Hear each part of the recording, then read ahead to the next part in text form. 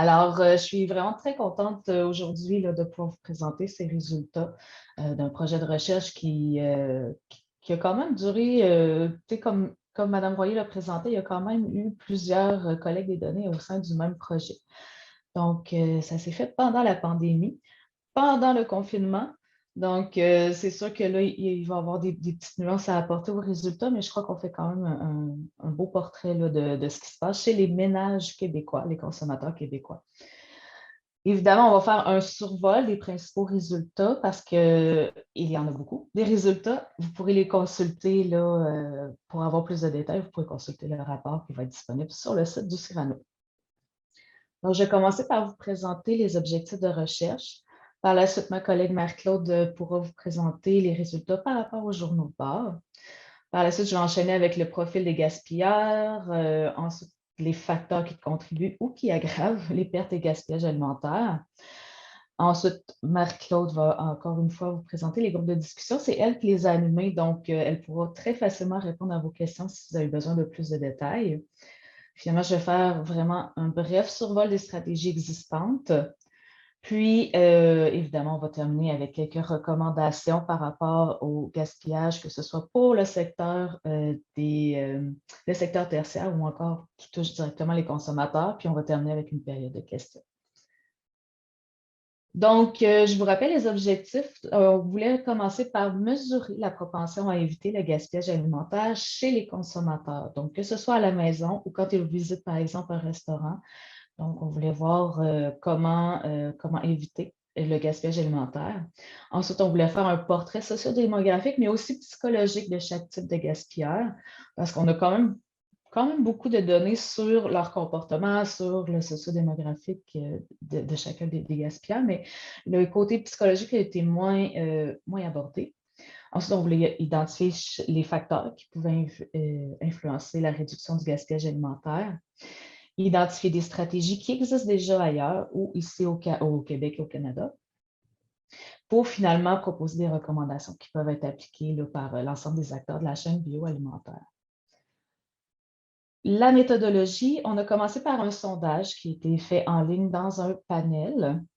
La distribution a été faite du 22 au 29 mai 2020 avec 58 questions à répondre à choix fermé. En tout, on a quand même reçu 1065 questionnaires complétés. On s'est assuré d'avoir la représentativité pour le genre, l'âge et la région. Par la suite, on a eu les groupes de discussion. Puisqu'on était sous les mesures sanitaires, évidemment, ça a été fait sous visioconférence de juillet à novembre 2020. La durée était en moyenne de 2 heures, puis on abordait des sujets comme, par exemple, le journal, parce qu'en fait, on demandait au départ de remplir le journal, puis après ça, on les rencontrait en focus group ou en groupe de discussion pour voir comment ça s'était déroulé. Ensuite, on parlait des facteurs qui pouvaient les influencer par rapport au maintien des pratiques limitant les pertes et le gaspillage alimentaire. Puis finalement, qu'est-ce qu'ils ont observé dans les HRI, donc c'est les entreprises du secteur tertiaire. On a eu beaucoup plus de femmes que d'hommes qui ont participé au groupe de discussion. D'ailleurs, on a dû faire un effort supplémentaire pour aller chercher quelques hommes dans nos groupes de discussion. Ensuite, le journal de bord, ça a été un outil en ligne. En fait, les gens pouvaient prendre leur téléphone intelligent. On leur demandait de prendre des photos pour chaque aliment qui a été jeté et ensuite de documenter l'endroit, les raisons pourquoi ils avaient jeté l'aliment, la catégorie. Puis par la suite, chacune des photos ont été révisées par une technicienne en diététique qui a confirmé la quantité et la catégorie de l'aliment parfois quand c'était erroné. Et en tout, on a eu 39 participants pour 1205 aliments qui ont été répertoriés. Je laisse la parole à ma collègue Marie-Claude. Merci, Jacinthe. Donc, à l'écran, ce que vous pouvez voir, ce sont un extrait c'est en fait un extrait des consignes qui étaient communiquées aux participants des journaux de bord. Donc, avec chaque participant qui complétait le journal de bord, il y avait d'abord une première rencontre explicative qui leur permettait d'avoir une meilleure compréhension de ce qui était attendu d'eux pour leur collaboration au projet. Donc, ils devaient, dans un premier temps, compléter le journal de bord. Comme Jacinthe l'a mentionné, ça pouvait être fait à partir d'un téléphone intelligent. Il y avait aussi possibilité de compléter le journal de bord à partir de l'ordinateur. C'était via une plateforme de sondage qui était disponible en ligne. Donc, ce qui était remis comme consigne aux participants, c'était, dans un premier temps, de documenter tous les aliments qui étaient jetés. Donc, on n'a pas demandé de prime abord aux participants de faire la distinction entre ce qui était jeté versus ce qui était gaspillé. Donc, on sait qu'il y a des biais liés à la compréhension de la définition de ce qu'est le gaspillage alimentaire. Donc, on ne voulait pas passer à côté des aliments qui pouvaient être du gaspillage et qui n'auraient pas été répertoriés par les répondants pour cette raison-là. Donc, ils avaient comme consigne d'abord de prendre en photo tous les aliments qu'ils jetaient. Qu'ils soient comestibles, qu'ils soient du gaspillage alimentaire ou non. Puis, par la suite, ils devaient nous informer si, selon eux, ça correspondait à du gaspillage alimentaire. Le cas échéant, ils devaient alors nous détailler finalement leur gaspillage en nous informant de sa quantité, de la catégorie d'aliments à laquelle ça correspondait, puis ensuite du lieu où avait lieu le gaspillage, ainsi que la raison du gaspillage. Donc, ça, c'est ce que vous pouvez voir là, ici dans les extraits des consignes. Jacinthe, tu peux passer à la diapositive suivante. On leur demandait de documenter la quantité de gaspillage alimentaire en volume plutôt qu'en poids. On jugeait que c'était plus accessible pour les participants de pouvoir documenter les gaspillages en volume. D'ailleurs, on leur a fourni ce guide visuel-là pour estimer les volumes. Donc, c'est un guide visuel qui était utilisé avant pour évaluer là, les tailles de portions de l'ancien guide alimentaire canadien. Mais c'est un outil qui est super pratique, qui est très facile aussi à comprendre, qui est très visuel, puis qui facilitait l'évaluation des quantités du gaspillage parce qu'on a toujours nos mains à portée de main. Donc, ça devenait facile pour eux de pouvoir se référer à leurs points ou à leurs doigts pour pouvoir évaluer des quantités d'aliments gaspillés plutôt que de devoir utiliser une balance, utiliser une tasse à mesurer. Donc, c'est la raison pour laquelle on avait choisi de leur fournir ce guide-là et aussi d'utiliser les volumes pour répertorier les quantités de gaspillage alimentaire. Donc, pendant la première rencontre explicative, je leur fournissais tous ces détails-là. Il y avait des échanges aussi très pertinents qu'on a pu incorporer dans le rapport. Lorsque vous prendrez connaissance du rapport, vous verrez qu'il y a des détails sur des échanges dans les rencontres explicatives qui en font partie aussi parce que c'est un moment pour les participants de nous poser des questions. Ça nous a permis de nous rendre compte de leur réflexion par rapport au gaspillage alimentaire, puis des éléments de définition aussi, notamment. Ce qu'on voit ici, ce sont les aliments les plus jetés et les moins jetés. Ce sont des données qui nous ont été fournies dans un questionnaire là, qui était rempli par les participants avant de commencer à compléter le journal de bord. Donc, ça nous informait de la proportion des fréquences perçues des jets d'aliments en fonction des catégories d'aliments. C'était une liste d'aliments qui avait été utilisée d'ailleurs dans l'étude d'Audet et Brisebois, qui avait été utilisée également dans d'autres études précédentes, là, des informations qui étaient fournies par le MAPAC qui représentaient les habitudes de gaspillage là, de la population. Pas de gaspillage, oui, de gaspillage, pardon, de la population québécoise. Jacinthe, tu pourras peut-être me reprendre là-dessus, je m'en excuse. Donc, il s'agissait des aliments que nos participants déclaraient jeter le plus fréquemment, mais à partir d'un questionnaire. Pour ce qui est des aliments qu'ils ont concrètement le plus jeté à partir des journaux de bord, c'était un petit peu différent.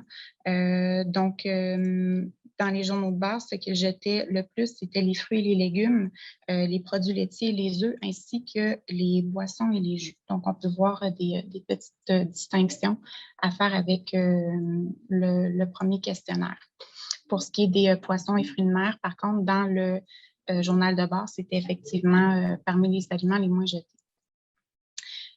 Parmi les raisons les plus mentionnées pour les gaspillages d'aliments, il y avait tout d'abord le fait que l'aliment présentait des signes de détérioration, comme moisissure, texture gluante, odeur douteuse. Également, il y avait aussi le fait que la quantité était trop petite pour faire un reste.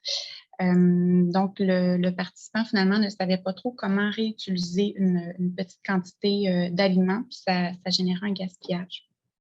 Également, les participants déclaraient comme raison de gaspiller un aliment qui ne pouvait pas être servi ou mangé à nouveau. On va pouvoir passer à la prochaine diapositive. Donc, on s'est rendu compte en documentant les différents, en analysant en fait les différents aliments qui avaient été saisis aux journaux de bord, que l'interprétation des raisons pouvait varier d'une personne à une autre. Donc, vous voyez ici, ça, c'est 4 exemples différents d'aliments qui ont été gaspillés en ayant comme cause le fait que l'aliment ne pouvait pas être servi ou mangé à nouveau. Donc, en haut, ce que vous voyez, c'est une salsa. Donc, on peut comprendre qu'elle avait déjà été servie une première fois, qu'elle ne pouvait pas être réutilisée. Ensuite, on avait le café qui avait été infusé le matin, mais bon, qui avait perdu de son goût frais pendant la journée. Donc, ça avait été jugé qu'il ne pouvait pas être servi ou encore mangé à nouveau. On a en haut ce qui est des restes de retailles, de légumes, de carcasses de poulet pour faire un bouillon. Donc, ici, on peut comprendre que la participante, en fait, elle avait comme tiré là, tous les éléments nutritifs des aliments. Donc, probablement que c'est pour ça qu'elle dit que ça ne peut pas être mangé ou servi à nouveau. Puis, finalement, ici, on a la coriandre là, qui affichait une texture un peu, qui commençait à afficher des signes de détérioration. Puis, le participant l'avait classifié dans cette raison-là. Mais comme vous pouvez le voir, il y a des variations là, dans l'interprétation des différentes raisons pour expliquer le gaspillage de l'aliment. On avait donc différentes façons d'estimer les quantités de gaspillage alimentaire à l'aide du journal de bord. Donc, comme je l'ai mentionné, les participants devaient remplir un petit questionnaire avant de compléter le journal de bord, questionnaire dans lequel on leur demandait la quantité d'aliments qu'ils jetaient par semaine en se référant à un sac d'épicerie. Donc, c'est une mesure qui avait été également utilisée dans l'étude d'Audet et Brisebois. Donc, ils avaient un choix de réponse, là, puis ils nous indiquaient finalement la quantité en lien avec le sac d'épicerie en guide de référence. On avait également la mesure de gaspillage qui était déclarée par les participants dans le journal de bord, donc ce qu'eux considéraient qui était du gaspillage alimentaire.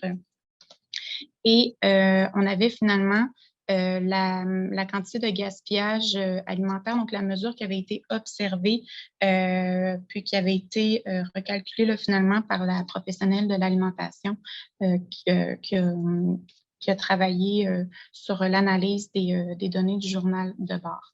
Donc, voilà, on peut passer à la prochaine diapo. Maintenant, ce qu'on peut voir ici, c'est les différences qui existent entre les différentes mesures.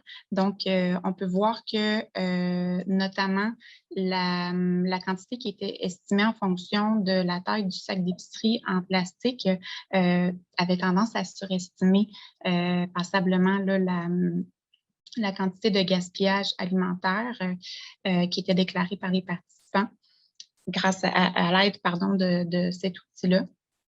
On peut voir, par contre, que la quantité déclarée dans le journal de bord et celle qui était observée par la professionnelle de l'alimentation, ce sont deux mesures qui se rapprochent davantage. D'ailleurs, quand on a fait des tests T sur ces valeurs-là, il n'y avait pas de différence significative entre les deux.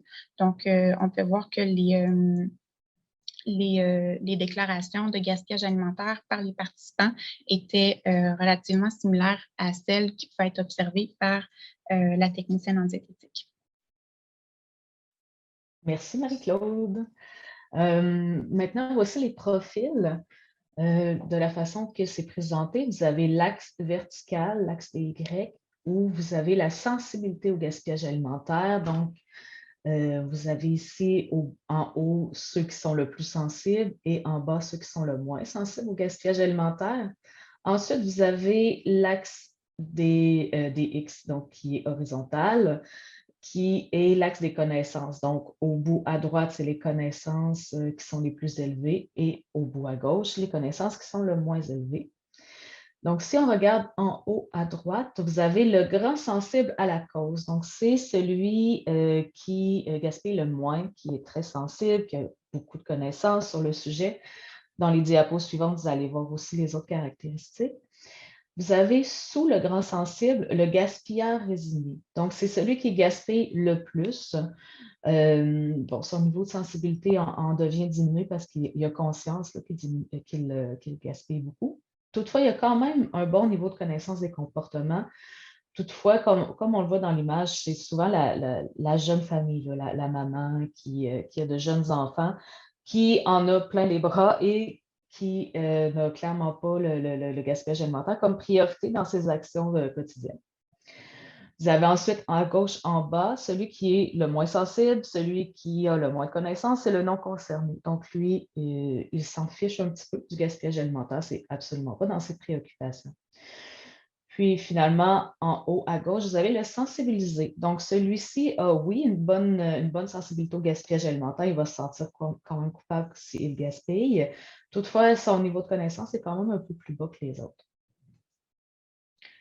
Donc ici, si on regarde les fréquences de gaspillage alimentaire, honnêtement, il n'y a pas de très grosse différence. Pour les distinguer, on va plutôt regarder la quantité de gaspillage alimentaire. Ici, c'est le pourcentage des gens qui ont indiqué dans le sondage qu'ils gaspillaient par semaine l'équivalent d'un sac à un demi-sac d'épicerie en plastique. Donc, il y a seulement 0,3 des du gras sensible des gras sensibles pardon, les grands sensibles ont annoncé, ils sont seulement 0,3 à dire qu'ils ont gaspillé une aussi grande quantité. Le champion du gaspillage alimentaire, c'est le gaspilleur résigné, donc quand même 38 de l'échantillon qui mentionne, 38 des gaspilleurs résignés qui mentionnent gaspiller cette quantité-là, qui est quand même moins élevé que le non concerné. Donc, on voit que les caractéristiques familiales ici, sociodémographiques, comme on va le voir à la diapo suivante, viennent expliquer pourquoi elle a autant de difficultés.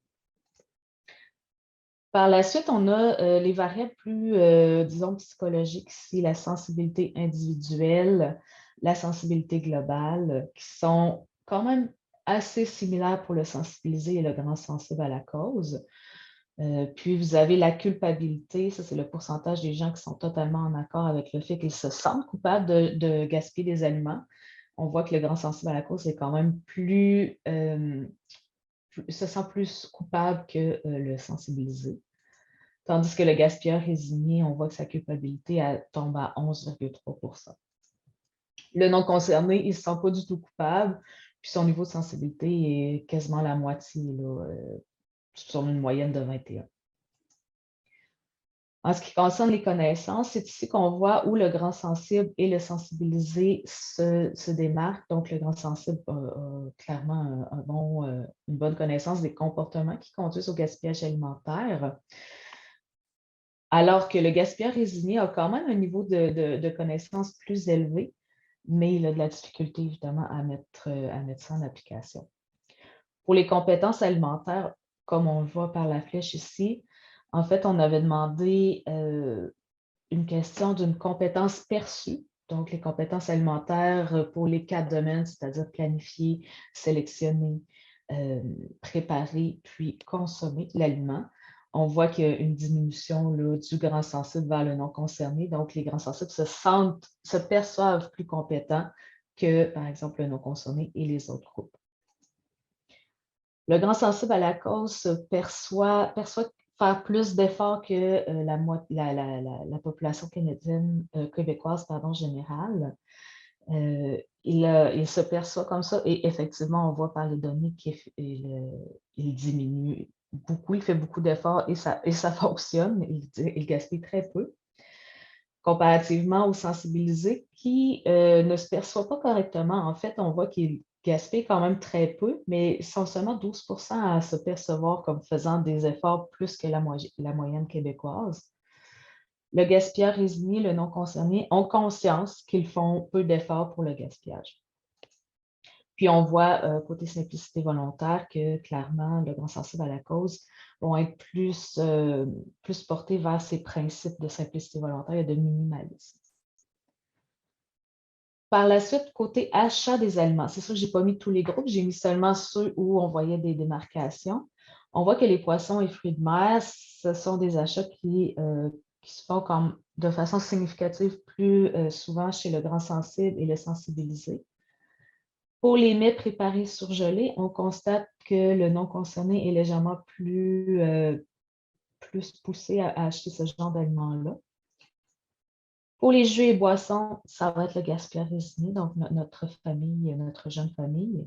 Et pour les viandes et charcuteries, même si on voit que ce n'est pas plus élevé, c'est quand même significativement plus élevé pour le non consommé. Donc, son panier d'achat va contenir plus de viande et charcuterie que les autres groupes.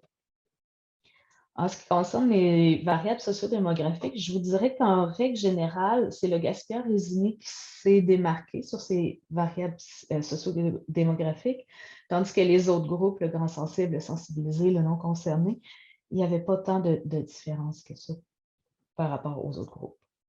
Donc, on constate qu'il y a plus de femmes, que le niveau de scolarité est plus élevé chez le gaspilleur résigné, mais aussi chez le grand sensible à la cause. Comparativement aux sensibilisés ou non concernés, qui ont un niveau de scolarité assez similaire. Pour le revenu des ménages, on constate que le gaspilleur résigné, le grand sensible à la cause ont un revenu annuel brut moyen quand même assez similaire, alors que le non concerné, le sensibilisé, c'est quand même aussi similaire entre les deux. Pour la moyenne d'âge, on voit clairement que le gaspilleur résigné est plus jeune comparativement aux autres groupes qui se rapprochent plus de la cinquantaine. Et on voit que le nombre de personnes dans le ménage est plus élevé chez le gaspilleur résigné et la moyenne du nombre d'enfants de moins de 4 ans est de 0,3. Donc, c'est pour ça qu'on l'appelle la maman avec la petite famille, la jeune famille. Pour les facteurs qui influencent les pertes et gaspillages alimentaires, donc la variable qu'on a vraiment utilisée comme variable dépendante pour les analyses de régression ici, c'est la quantité, parce qu'on a vu de toute façon que la fréquence, peu importe le profil, ne faisait pas une grande différence. Donc, on a vraiment utilisé la quantité de gaspillage alimentaire. Donc, on avait une mesure du gaspillage alimentaire involontaire, c'est-à-dire qu'en regardant les aliments qui sont gaspillés, alors que la personne ne sait pas que c'est du gaspillage alimentaire, on appelait ça du gaspillage involontaire. Donc, le fait de faire plus de gaspillage alimentaire involontaire augmente la quantité de gaspillage. Ensuite, le niveau de connaissance, savoir quel comportement constitue du gaspillage alimentaire augmente la quantité contre la logique. En fait, ce qu'on voit souvent dans les études qui étudient le consommateur, c'est que peu importe le niveau de connaissance qu'on peut avoir, ça ne se transforme pas nécessairement en comportement. Puis c'est ce qu'on voit aussi dans ce domaine-ci. Pour les variables sociodémographiques, on a vu que les gens ayant un niveau de scolarité plus élevé sont plus sensibles, sont plus portés à faire la quantité de gaspillage alimentaire qui diminue. Quand les personnes se comparent, donc plus on a l'impression de faire d'efforts par rapport à la majorité des gens, effectivement, on voit que ça se traduit par une quantité de gaspillage moindre. Les gens qui ont une sensibilité au gaspillage alimentaire, mais individuelle, donc vraiment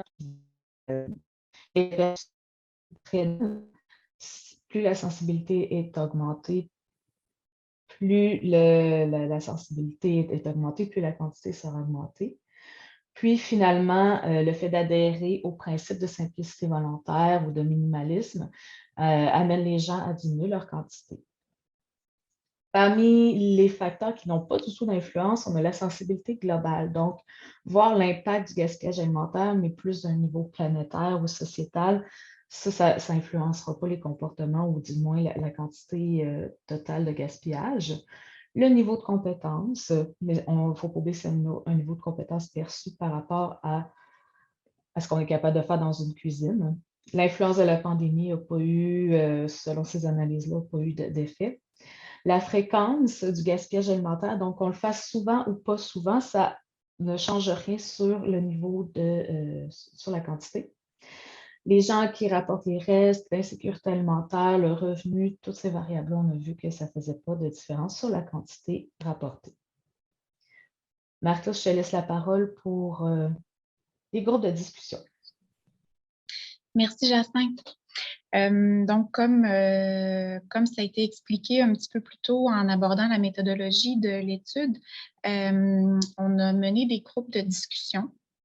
Initialement, les groupes de discussion devaient être menés systématiquement avec tous les participants qui avaient complété le journal de bord. Donc, ça visait, c'est un moment là, qui visait à aller recueillir leur rétroaction, notamment sur l'activité de complétion du journal de bord. Toutefois, ça n'a pas été possible de le faire avec tous les participants qui avaient complété les journaux. Certains n'étaient pas disponibles. Dans d'autres cas, c'était le fait de le faire en visioconférence qui ne leur était pas accessible pour des questions de connexion Internet. Donc, on a mené finalement les groupes de discussion avec moins de participants et on a complété ces groupes de discussion-là avec des participants qui n'avaient pas complété les journaux de bord.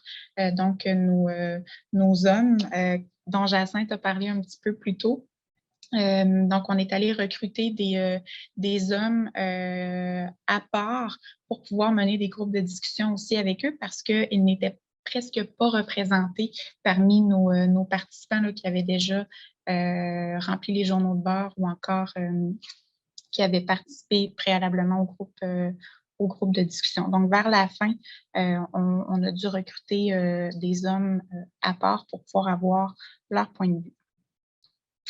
Donc, quand une fois qu'on a mené les groupes de discussion, on a pu procéder à une analyse thématique.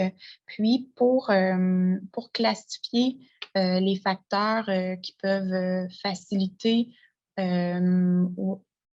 la réduction des gaspillages alimentaires ou encore être une contrainte là, à la mise en place de bonnes pratiques pour réduire les gaspillages alimentaires.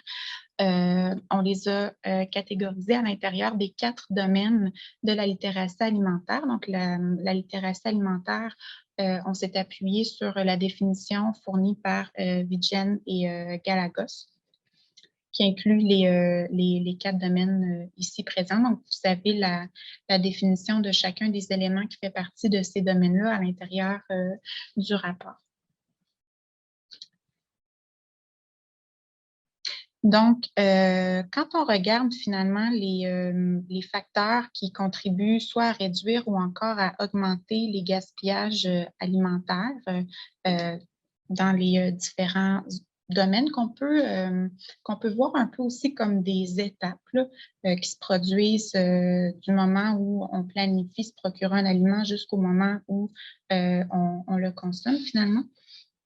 Donc, quand on regarde dans le premier domaine de l'altération alimentaire, qui est celui de planifier et gérer, on peut voir qu'on a différents facteurs qui facilitent la réduction des gaspillages alimentaires qui sont présentés en vert, alors que les rouges constituent les contraintes. Donc, parmi les facteurs facilitants, bon, on parle du nombre de personnes impliquées dans les tâches, le fait d'avoir une routine, le fait de disposer du temps nécessaire pour pouvoir gérer du moins pour pouvoir faire une bonne planification, pardon. Puis, il est question aussi de l'utilisation de différentes applications. Ce que ces éléments ont tous en commun, c'est qu'ils constituent tout ce qui permet d'avoir une bonne connaissance de nos stocks, donc de notre réfrigérateur ou encore du contenu du garde-manger, puis ce qui permet d'en faire une bonne rotation. Donc, quand on parle du nombre de personnes qui est impliquées dans les tâches, les participants, ce qu'ils mettaient en valeur, c'était que quand il y avait une seule personne qui était en charge des différentes tâches de planification et de gestion des stocks, bien que ça facilitait la diminution ça favorisait un meilleur contrôle là, des stocks qui permettait de limiter le gaspillage alimentaire. Donc, c'était en ce sens-là que ces facteurs-là étaient présentés. Maintenant, pour ce qui est des facteurs contraignants, bien, en fait, ce qui constituait une contrainte, c'était tous les éléments qui venaient briser un peu l'ordre établi, là. Donc, le fait de perdre un peu le contrôle sur l'environnement, le fait d'avoir une routine qui était plus rigide aussi. Donc, alors que la planification peut être perçue comme quelque chose de très positif, quand on a une routine qui est plus rigide, ça veut dire que tout élément imprévu ou tout ce qui relève de goût spontané, ben, ça vient briser notre belle planification. Puis quand on est rigide, ben, on a plus de difficultés à faire preuve de flexibilité pour incorporer ces imprévus puis cette spontanéité-là. Également, comme facteur contraignant, il y avait la procrastination qui apparaissait dans la gestion des stocks. Donc, dans la rotation des stocks, il y a des participants qui exprimaient qui avaient tendance à procrastiner. Donc, il y avait certains aliments avec lesquels ils ne savaient pas trop quoi faire, puis ils avouaient finalement qu'ils laissaient se détériorer pour pouvoir en disposer avec un petit peu moins de culpabilité. Donc, c'est en ce sens-là que la procrastination était une contrainte là, qui appartenait à ce premier domaine-là qui est de planifier et de gérer les stocks. Quand on parle maintenant du domaine de sélectionner, on fait référence au choix de consommation là, que l'on fait lorsqu'on est chez le détaillant alimentaire. Donc, parmi les facteurs qui facilitaient la réduction des gaspillages, il y avait notamment la recherche de praticité. Donc, ce qu'on entend par là, c'est que quand la motivation à se procurer un aliment relevait de la recherche de commodité, on constatait que les gens avaient moins tendance à gaspiller les aliments parce qu'ils se procuraient un aliment qui allait nécessairement leur servir. Donc, plutôt que d'avoir des motivations qui sont plus axées sur le goût, notamment, ou encore sur la sensibilité au prix, par exemple, le fait d'acheter un aliment parce qu'il est pratique contribue à limiter son gaspillage potentiel. Également, il y avait la qualité perçue en lien avec le prix.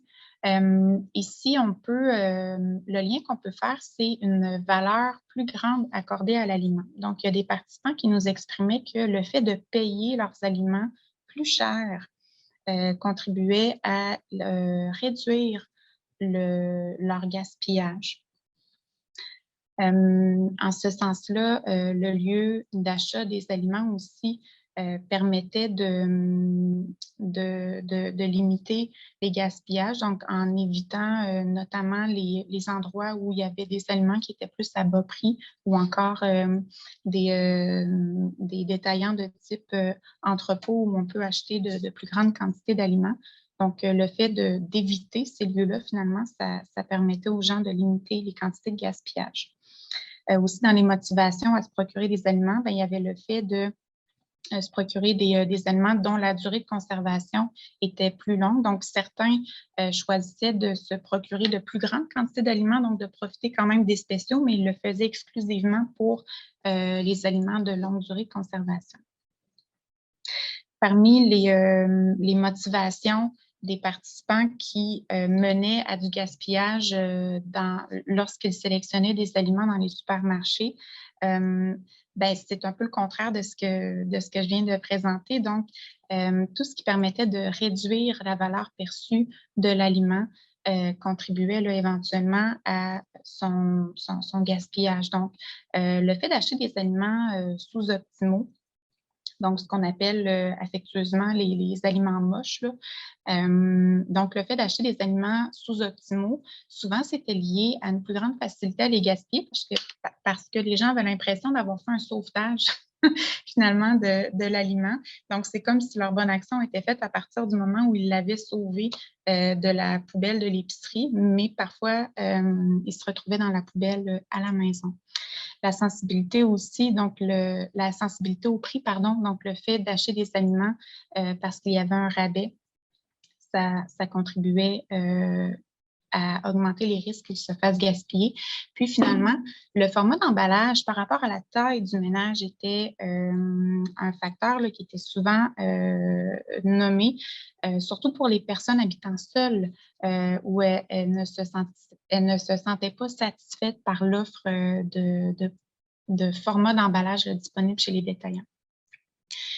Pour ce qui est de la troisième dimension de la littératie alimentaire qui consiste à préparer les aliments, bien là, ici, c'est vraiment les niveaux de compétences et de connaissances dans les aliments qui constituaient un facteur facilitant lorsque le niveau de compétences et de connaissances était plus élevé, alors que c'était une contrainte lorsque ce niveau-là de connaissances et de compétences était plus faible.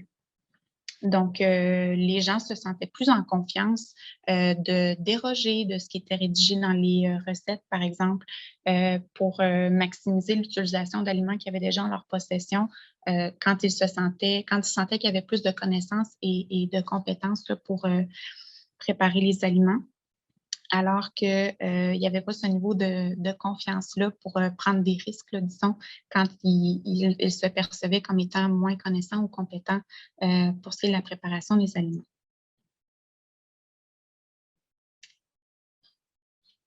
Parfait. Maintenant, pour ce qui est de la consommation, qui est la dernière dimension de la littératie alimentaire. Je m'excuse, je vois comme pas super bien ce qui est affiché à l'écran présentement à cause. J'en profite peut-être pour dire un dernier 5 minutes, mesdames, pour qu'on puisse avoir le temps pour les questions. Merci. Oui, bon, désolée. Bien, à ce moment-là, je pense que je vais laisser Jacinthe là, poursuivre immédiatement à l'autre diapo ici. Là, donc, c'est passablement, ça s'explique par soi-même là, les raisons qui sont inscrites là. Merci, Marie-Claude. Puis, de toute façon, il y a le rapport pour consulter les détails. Donc, les stratégies, il y en a beaucoup, vous connaissez déjà, donc je vais pouvoir les passer quand même assez rapidement. Je vous dirais que la majorité là, des stratégies, il y en a qui visent autant des accords entre le Québec, le Mexique et les États-Unis. On a le Conseil national zéro déchet qui travaille très fort aussi par rapport au gaspillage alimentaire, dont la campagne J'aime manger et pas gaspiller. Le gouvernement fédéral, par des initiatives de financement de projets de recherche, dont le défi de réduction du gaspillage alimentaire qui a été lancé en novembre 2020. Ensuite, il y a un gros chantier sur la réduction du gaspillage alimentaire qui a été fait dans le cadre de la politique bioalimentaire qui regroupe le ministère de l'Agriculture, des Pêcheries et de l'Alimentation, le ministère de l'Environnement et de la lutte contre les changements climatiques, Recycle Québec et plusieurs partenaires du secteur bioalimentaire qui travaillent très fort aussi par rapport à la réduction des PGA. Et il y a aussi la table québécoise sur la saine alimentation qui travaille de concert là, pour ces initiatives-là. Ensuite, les stratégies plus sectorielles et communautaires. Donc, on a les détaillants alimentaires qui font des dons aux banques alimentaires, donc plutôt que de perdre les aliments. Puis, il y a des initiatives par rapport à l'économie circulaire. Par exemple, IGA qui travaille avec Loop pour réutiliser certains aliments qui seraient jetés ou des aliments sous-optimaux et qui refont d'autres produits avec ces produits-là, avec ce qui serait jeté. Dans la restauration, il y a un sondage très intéressant qui a été fait par l'Association des restaurateurs québécois qui, parmi ce que les restaurateurs disaient faire pour diminuer leur gaspillage, faire des menus du jour en fonction des restants alimentaires, faire des dons aux employés de l'établissement aussi. Dans les hôpitaux, une étude empirique qui a été faite là, au Portugal qui rapportait que les gaspillages sont quand même assez élevés dans les hôpitaux et proposait plusieurs solutions, dont 3 ici, parce que le pain sur demande, c'était un des aliments qui était rapporté comme étant le plus jeté, donc plutôt que d'en mettre un d'emblée dans le repas, le donner sur demande. Le choix des portions aussi. On fait des portions uniformes pour les patients. On devrait plutôt leur demander s'ils veulent une demi-portion ou quoi que ce soit. Puis, mise à jour plus rapide des lits vides ou des états de jeûne. Donc, souvent, les repas étaient distribués dans des lits qui, finalement, ne contenaient pas de patients. On voit aussi beaucoup d'initiatives locales là, qui se font entre les détaillants alimentaires et des organismes communautaires qui amènent souvent là, à diminuer l'insécurité alimentaire par le fait même. Quelques recommandations, sans aller dans les détails, évidemment, parce qu'on va manquer de temps pour les questions. Je vois qu'il y en a déjà des questions qui ont été posées. Donc, on a fait les recommandations qui visaient les consommateurs selon leur profil, parce que ce n'est pas possible d'avoir une seule et unique façon de les toucher, parce qu'ils ont trop des profils puis des sensibilités différentes. Donc, le grand sensible à la cause est sensibilisé. En fait, on a vu qu'en faisant les journaux de bord, les gens prenaient conscience de leur comportement qui favorisait le gaspillage alimentaire. Donc, en faisant un défi anti-gaspillage qui les invite à documenter leur gaspillage alimentaire, on verrait probablement que ça aiderait encore une fois à diminuer tout ce qui est PGA. Ensuite, augmenter la proximité entre les aliments et les consommateurs, parce qu'à ce moment-là, il y a une prise de conscience de tous les efforts qui ont été mis par rapport à l'alimentation. Donc, ce n'est pas juste de jeter une pomme, mais c'est de jeter une pomme qui a été cueillie par des gens ou qui a été cueillie par soi-même aussi. Donc, le fait d'avoir fait un effort soi-même amène à diminuer le gaspillage alimentaire. Favoriser le développement, comme Marc-Claude l'a très bien expliqué tout à l'heure pendant les focus group. Donc, essayer de focuser sur le développement de connaissances et de compétences pour ramener les gens, par exemple, dans des communautés anti-gaspillage au dernier point, où les gens peuvent échanger des trucs ensemble, parce que justement, dans les focus group, on a vu que les gens ont commencé à échanger quelques pratiques. Pour le gaspillage résigné, ben, sa plus grande contrainte, c'est le temps. C'est de pouvoir mettre ça en pratique, mettre les pratiques en pratique. Donc, essayer d'intégrer de l'information par rapport à ce qu'elle peut faire pour vraiment l'intégrer dans son quotidien, en fait. On ne peut pas lui demander, par exemple, de documenter dans un journal de bord son gaspillage. Donc, ce serait vraiment de la toucher à des endroits où elle est. Et les non concernés, ben, eux, c'est clair qu'ils ne sont pas concernés, mais il faut quand même qu'ils comprennent que ça peut avoir un impact sur leur budget, par exemple. Donc, le fait de jeter des aliments, il y avait une étude qu'on disait qu'en moyenne, les Québécois jetaient pour 1 000 $ par année de nourriture. Donc, ça peut faire bouger des gens, surtout qu'on sait que dans les variables sociodémographiques, les non consommés sont ceux qui ont un revenu moins élevé. Je vais terminer avec quelques recommandations au secteur tertiaire, donc pour aider le consommateur. Je crois que le mot d'ordre, c'est vraiment la communication. Donc, essayez de voir qu'est-ce que la clientèle désire par rapport par rapport à ce que le restaurateur, par exemple, pourrait mettre en œuvre. Puis s'assurer aussi que ce soit acceptable par rapport au consommateur. C'est sûr que si le consommateur trouve que la nouvelle pratique dans un restaurant ou dans un commerce de détail ne lui facilite pas la vie, c'est sûr que cette mesure-là sera beaucoup moins appréciée. Je vois que le temps, il file et je sais que j'ai encore beaucoup de diapositives. Honnêtement, je pense qu'elles sont très bien détaillées dans le rapport, puis je vous inviterai à le lire.